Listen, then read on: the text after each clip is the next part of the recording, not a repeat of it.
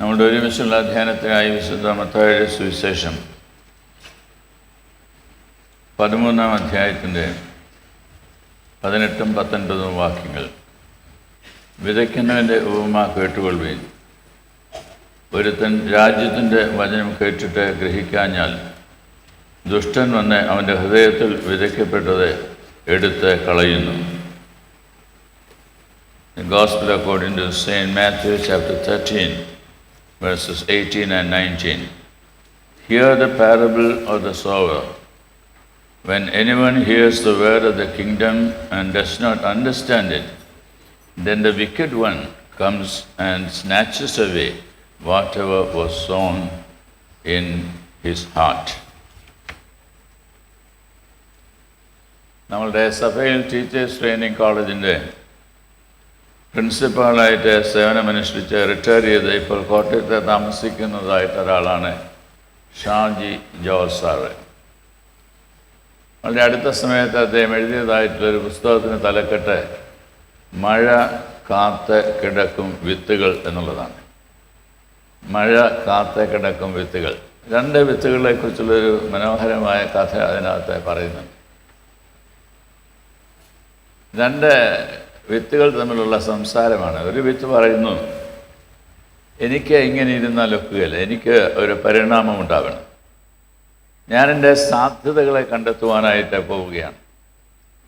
അതുകൊണ്ട് ഈ മണ്ണിൽ ഞാൻ വീണ് കഴിയുമ്പോൾ, മഴ വരുമ്പോൾ മഴവെള്ളം നനഞ്ഞ് ഞാൻ കുതിർന്ന് എൻ്റെ ചുറ്റുപാടുമുള്ള മണ്ണുമെല്ലാം കുതിർന്ന് പാകമാകുന്ന അവസരത്തിൽ എനിക്ക് വളർന്നു വരണം.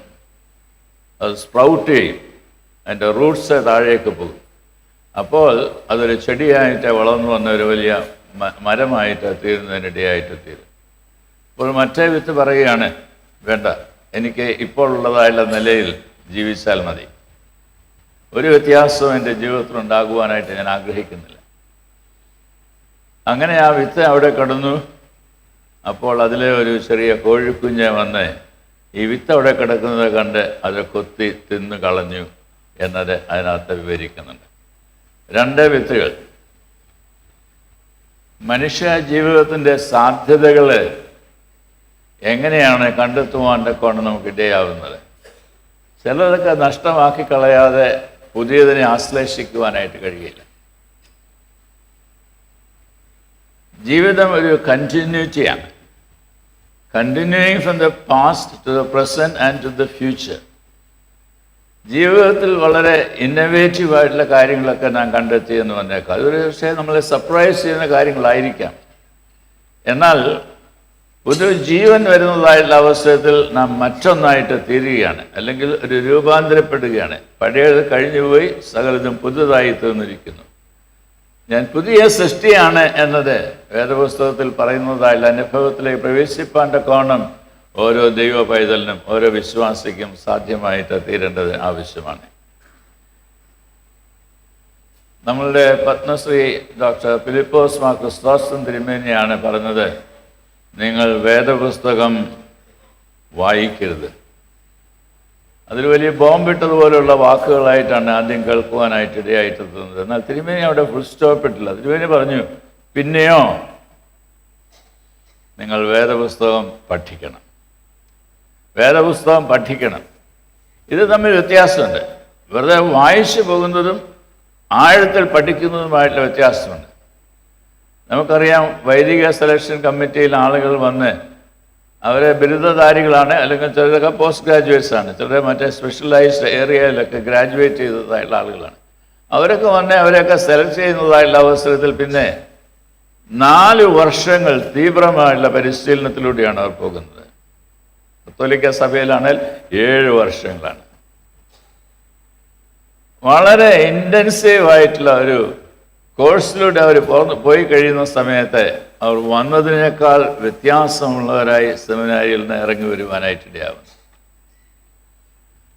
അങ്ങനെയുള്ള ആളുകളാണ് സഹോദരന്മാരുടെ ഗണത്തിൽ നിന്ന് സെമ്മാശന്മാരായും സെമ്മാശന്മാരുടെ ഗണത്തിൽ നിന്ന് കശീശന്മാരായിട്ടുമൊക്കെ പട്ടം കെട്ടപ്പെടുന്നതായിട്ടുള്ള അനുഭവം സഭയിൽ കാണാനായിട്ട് ഇടയാവുന്നത്.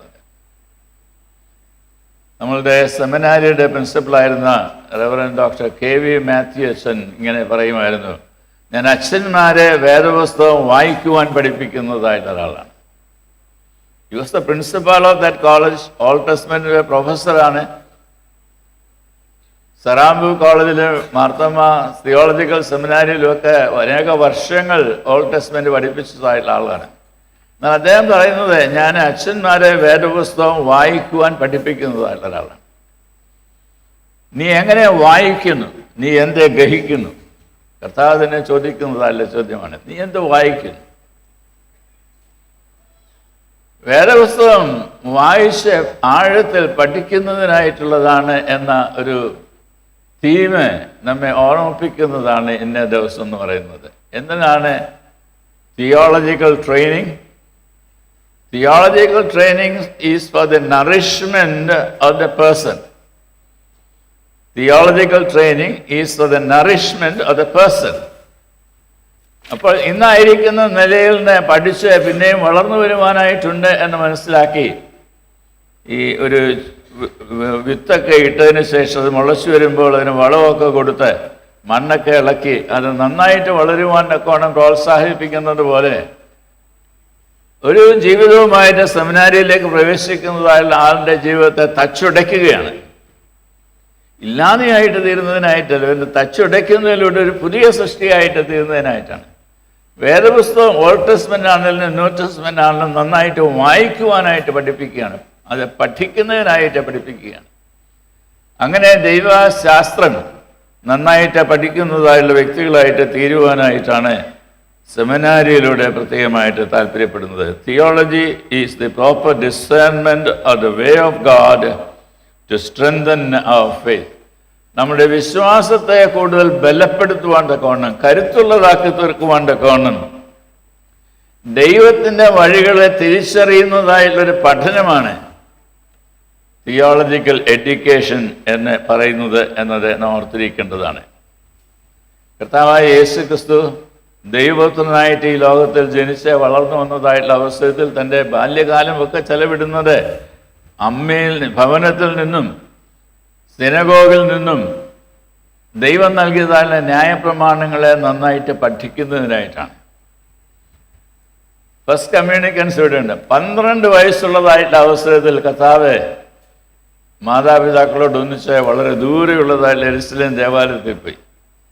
ദേവാലയത്തിൽ ചെന്ന് ആരാധിച്ചിട്ട് വിശ്വാസ സമൂഹമൊക്കെ മടങ്ങിപ്പോകുന്നതായിട്ടുള്ള അവസരത്തിൽ മാതാപിതാക്കൾ വിചാരിച്ചു യേശു എന്ന ബാലൻ അവരോട് കൂടി ഉണ്ടായിരിക്കും. എന്നാൽ അവിടെ ഉണ്ടായിരുന്നില്ല. കാണാതെ അവർ തിരക്കി ചെല്ലുന്ന അവസരത്തിൽ ദേവാലയത്തിൽ തന്നെ ശാസ്ത്രിമാരുടെ ഇടയിൽ ഇരുന്നു കൊണ്ട് അവരോട് സംസാരിക്കുന്നതും അവരിൽ നിന്ന് പഠിക്കുന്നതുമായിട്ടുള്ളൊരു യേശുവിനെയാണ് കാണുവാനായിട്ട് ഇടയായിട്ടെത്തുന്നത്. വേദപുസ്തകത്തിൻ്റെ ഇതര ഭാഗങ്ങളൊക്കെ നാം പരിശോധിക്കുന്ന അവസരത്തിൽ അപ്രകാരം ദൈവവചനം പഠിക്കുന്നതായിട്ടുള്ള രംഗങ്ങളെ കാണാനായിട്ട് സാധിക്കും. എത്യോപ്യനായിട്ടുള്ള ഷണ്ണനെ ഫിലിപ്പോസ് എന്ന ദൈവം തിരഞ്ഞെടുത്തതായിട്ടുള്ള മനുഷ്യൻ ദൈവവചനം പഠിപ്പിക്കുന്നതായിട്ട് നാം വായിക്കുന്നത്. എമ്മൗസിലേക്ക് യാത്ര ചെയ്യുന്നതായിട്ടുള്ള 2 ആളുകൾ വളരെയധികം പരാജയബോധത്തോടെ നിരാശയോടെയൊക്കെ പോകുന്നതായിട്ടുള്ള അവസരത്തിൽ തിരുവെഴുത്തുകളെ വ്യാഖ്യാനിച്ചു കൊടുക്കുന്നതായിട്ടുള്ള ഒരു അവസരത്തെക്കുറിച്ച് നമുക്കവിടെ കാണാൻ സാധിക്കുന്നുണ്ട്. ഇയ്യോബിൻ്റെ പുസ്തകം നാം വായിക്കുന്നതായിട്ടുള്ള അവസരത്തിൽ ദൈവത്തോട് ചേർന്ന് നടന്നതായിട്ടുള്ള ഒരു മനുഷ്യനാണെങ്കിൽ കൂടിയും തൻ്റെ ജീവിതത്തിൽ പ്രയാസങ്ങൾ ഉണ്ടായപ്പോൾ പതറിപ്പോവുകയാണ്. അവിടെ ദൈവിക പരിജ്ഞാനമുള്ളവനാക്കി തീർക്കുവാൻ തക്കവണ്ണം ദൈവനെ മോൾഡ് ചെയ്യുന്നതായിട്ടുള്ളൊരു ചരിത്രമാണ് ഇയ്യോബിൻ്റെ പുസ്തകത്തിലൂടെ മനസ്സിലാക്കാനായിട്ട് സാധിക്കുന്നത്. യോനാ പ്രവാചകൻ ദൈവം അവനോട് നിനവയിൽ പോയി പ്രസംഗിക്കുവാനായിട്ട് പറഞ്ഞപ്പോൾ തർസീസിലേക്ക് പോയി. അനുസരണക്കേട് കാണിച്ചതായിട്ടുള്ള മനുഷ്യൻ അവനെ തിരികെ വരുത്തി. നമുക്കറിയാം, നിനവയിൽ ചെന്ന് പ്രസംഗിച്ചു കഴിഞ്ഞപ്പോൾ ദൈവത്തോട് കോപിക്കുകയാണ്. രാവണൊക്കെ ഉണങ്ങിപ്പോയതായിട്ടുള്ള അവസരത്തിൽ. എന്നാൽ ദൈവത്തോട് അവൻ പിണങ്ങിയിരിക്കുന്ന അവസരത്തിലും വാദിക്കുന്നതായുള്ള അവസരത്തിലും ദൈവം അവനോട് പറയുന്നു, ഇടത് കൈയും വലത് കൈയൊക്കെ അറിയാൻ പാടില്ലാത്തതായിട്ടുള്ള ഈ നിനവേക്കാരെ അവരെ അനുദപിച്ച് രക്ഷ പ്രാപിക്കുന്നതായിട്ടുള്ള ഒരു അവസ്ഥയുണ്ട്. അത് നീ മനസ്സിലാക്കേണ്ടത് ആവശ്യം. ദൈവിക പരിജ്ഞാനമുള്ളവരായി ഈ ലോകത്തിൽ ജീവിപ്പാനായിട്ട് എപ്പോഴാണ് സാധ്യമായിട്ട് തീരുന്നത് എന്നത് ഓർക്കേണ്ടതാണ്. കുടുംബ ഭദ്രതയാണ് വിശ്വാസ പരിപോഷണത്തിന് ഏറെ ആവശ്യമായിരിക്കുന്നത്. കുടുംബ ഭദ്രത ഇന്നത്തെ ദിനപത്രത്തിൽ ബിഷപ്പ് ഡോക്ടർ വർഗീസ് ചക്കാലക്കൽ ഇപ്രകാരം പറഞ്ഞത് വായിക്കുകയുണ്ടായി. കുടുംബമാണ് ഏറ്റവും വലിയതായിട്ടുള്ള സർവകലാശാല എന്നുള്ളത്. The greatest university that you can find in this world is your own home. എന്നാൽ കുടുംബത്തിൻ്റെ ഭദ്രത ഉണ്ടെങ്കിൽ മാത്രമേ അത് സാധ്യമായിട്ട് തിരിയുള്ളൂ. ഭർത്താവും ഭാര്യയും കൂടെ പിണങ്ങിയിരിക്കുന്നതായിട്ടുള്ള അവസരത്തിൽ, മാറിപ്പോകുന്നതായിട്ടുള്ള അവസരത്തിൽ അതൊന്നും നടക്കില്ല. അപ്പനും അമ്മയും മക്കളും കൂടെ ദൈവത്തിൻ്റെ സന്നിധിയിൽ ഇരിക്കുന്നതായിട്ടൊരു സാഹചര്യം ഉണ്ടാകുന്ന അവസരത്തിലാണ് കുടുംബത്തിൻ്റെ ഭദ്രതയിൽ ദൈവത്തിൻ്റെ വചനം പഠിക്കുവാനായിട്ട് ഇടയായിട്ട് തീരുന്നത്. അങ്ങനെ ഒരു പാഠശാല നമ്മളുടെയൊക്കെ ഭവനത്തിലുണ്ട് എന്ന് പറയുന്നതിനായിട്ട് സാധിക്കുമോ? ടി വിയിലെ സീരിയൽ അത് നമ്മൾ വിടുകയില്ല. നമുക്ക് എന്തെങ്കിലും താല്പര്യമുള്ളതായിട്ടുള്ള എന്തെങ്കിലും മത്സരങ്ങൾ ഉണ്ടാകുമ്പോൾ അതും നമ്മൾ വിടുകയില്ല. വിട്ടുകളയുവാനായിട്ട് പലപ്പോഴും മനുഷ്യർക്ക് സാധ്യമായിട്ട് തീരുന്നത് ദൈവസന്നിധിയിൽ ശാന്തമായിട്ടിരുന്ന് ദൈവശബ്ദം കേൾക്കുക എന്നുള്ളതാണ്. ന്യൂ ജെന്നിനെ കുറിച്ചൊക്കെ നമ്മൾ സാധാരണയായിട്ട് പറയാറുണ്ട്.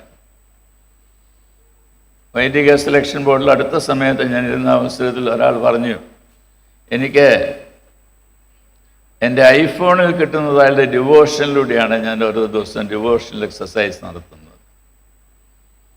ചില ആളുകളെ കണ്ടിട്ടുണ്ട് വേദപുസ്തകത്തിനകത്ത് സെൽഫോൺ വെച്ചിട്ട് സെൽഫോണിൽ നിന്ന് വേദഭാഗം വായിക്കുന്നതായിട്ട് ആളുകൾ. 66 പുസ്തകങ്ങൾ അടങ്ങിയിരിക്കുന്നതല്ല വിശുദ്ധ വേദപുസ്തകത്തിൽ ഞാൻ വിശ്വസിക്കുന്നു എന്ന് പറയുവാൻ തക്കവണ്ണം വളർന്നു വരേണ്ടതായിട്ടുള്ള വ്യക്തികളാണ്.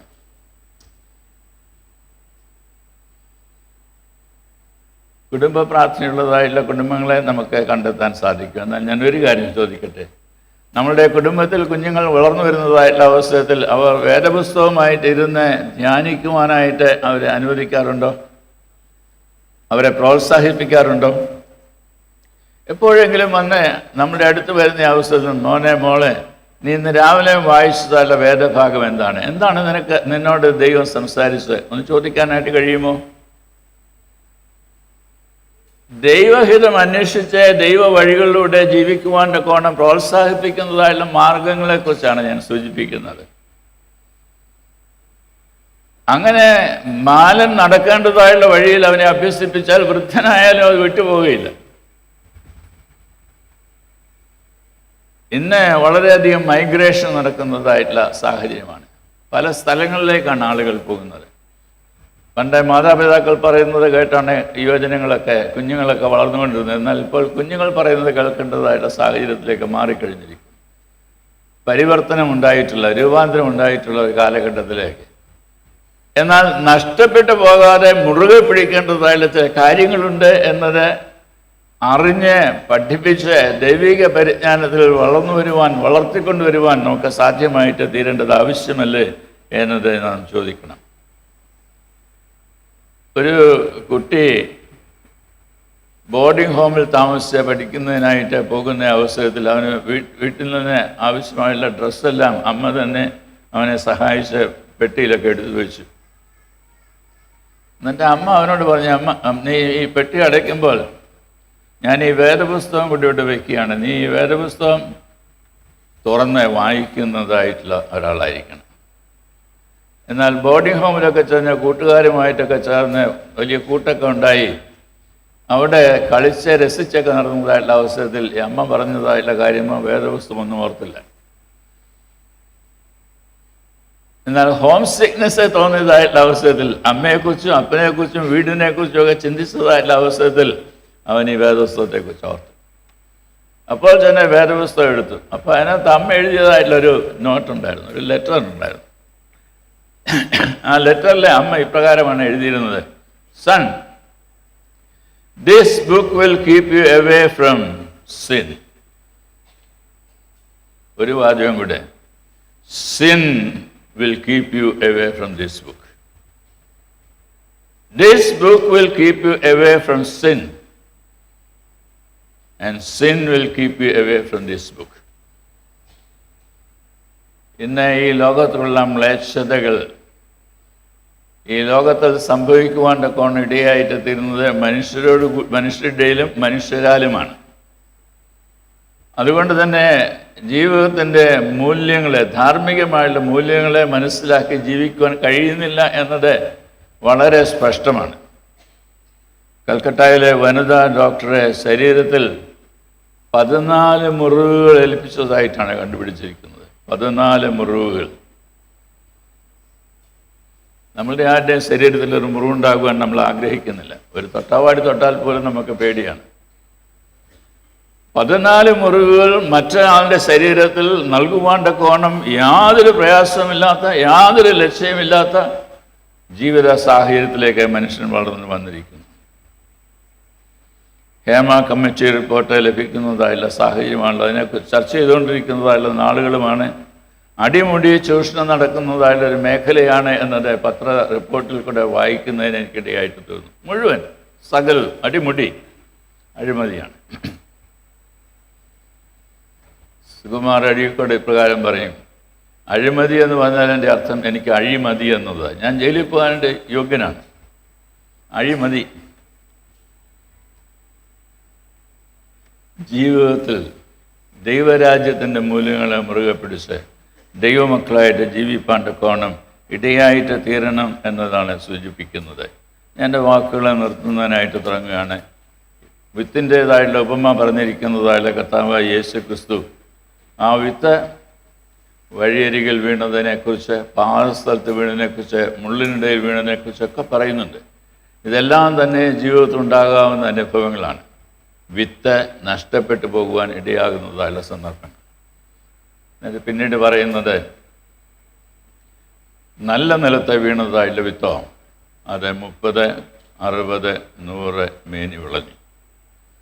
നഷ്ടപ്പെട്ടതായുള്ള വിത്തുകളുടെ എണ്ണം കയ്യിലെണ്ണാനായിട്ട് സാധിക്കുമെങ്കിൽ ഇവിടെ ഇതാ 30, 60, 100 മേനി വളയുന്നതായുള്ള അനുഭവത്തിലേക്ക് രൂപാന്തരപ്പെടുന്നതായുള്ള ജീവിത സാഹചര്യത്തെക്കുറിച്ച് പറയുന്നു. അവസാനം കർത്താവ് പറഞ്ഞ് നിർത്തുന്നത് ചെവിയുള്ളവൻ കേൾക്കട്ടെ എന്നതാണ്. ഈ പറഞ്ഞതായുള്ള കാര്യങ്ങളെല്ലാം കേട്ടതായുള്ള ശിഷ്യന്മാരോടാണ് പറയുന്നത്. ചെവിയുള്ളവൻ കേൾക്കട്ടെ. കേൾക്കുന്നതിന് പോലും ഒരു ശാസ്ത്രമുണ്ട്. വെറുതെ കേട്ട് ഒരു ചെവിയെ കൂടെ കേട്ട് മറു ചെവിയെ കൂടെ കളഞ്ഞു എന്നുള്ള അർത്ഥത്തിലല്ല. ഇനി കേൾക്കുന്നതിനെ ഗ്രഹിച്ച് സംശീകരിച്ച് ജീവിതത്തിൻ്റെ തലങ്ങളിലേക്ക് കൊണ്ടുവരുവാൻ ഇടയായിത്തീരുന്ന അനുഭവത്തെക്കുറിച്ചാണ് പറയുന്നത്. ദൈവത്തിൻ്റെ വചനം നമുക്ക് നൽകപ്പെട്ടിരിക്കുന്നത് അത് നമ്മുടെ കാലുകൾക്ക് വിളക്കും പാതയ്ക്ക് പ്രകാശമായി തീരുന്നതിനായിട്ടാണ്. കർത്താവേ, നിൻ്റെ വചനത്തെ തള്ളിക്കളയുന്നതിനായിട്ട് എനിക്കിടയാകരുത്. എനിക്കോ എൻ്റെ മക്കൾക്കോ തലമുറകൾക്കോ ഇടയാകരുത്. അതിനെ മുറുകെ പിടിക്കുന്നതിനായിട്ടും അതിനെ ആഴത്തിൽ പഠിക്കുന്നതിനായിട്ടും അതിലടങ്ങിയിരിക്കുന്നതായുള്ള സത്യങ്ങളെ മനസ്സിലാക്കി ദൈവരാജ്യ മൂല്യങ്ങളോടുകൂടി ഈ ലോകത്തിൽ ജീവിക്കുന്നതിനായിട്ടും ഞങ്ങൾക്ക് സഹായിക്കണമേ എന്നത് പ്രാർത്ഥിക്കാം.